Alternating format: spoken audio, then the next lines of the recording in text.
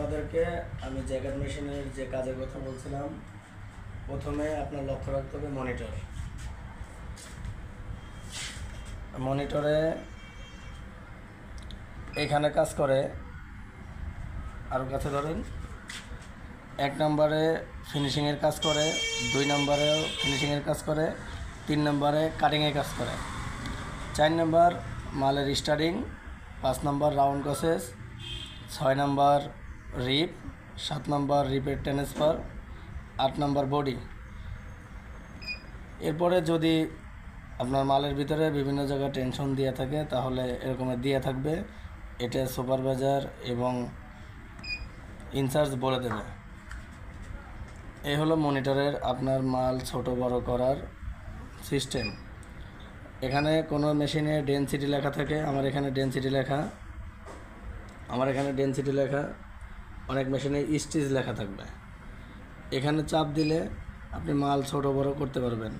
যদি সংখ্যা বাড়ান তাহলে আপনার মাল বড় হবে, যদি কমান তাহলে আপনার মাল টাইট হবে, ছোট হবে। এভাবে কেটে দিয়ে শেষ করে ফেলবেন। এরপরে হচ্ছে আপনার মেশিনের ক্যারেজ।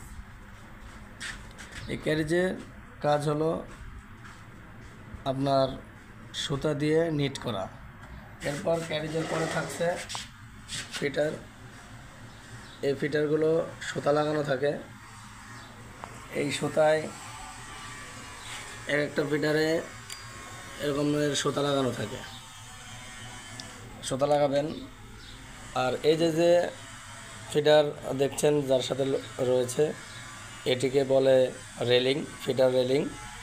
এই রেলিংয়ের এটা সিঙ্গেল সিস্টেম মেশিন। এই সিস্টেম মেশিনে 6টা ফিটার থাকবে, এক একটা কোণা এক এক নাম্বার। এটা 1 2 3 4 5 6 এভাবে আছে। আপনার যখন যে স্টাইলে যে ফিটারের সুতা লাগবে ওটা ইউজ করবেন। আর এটা হচ্ছে নিডল বেড, এখানে হচ্ছে নিডল বেড।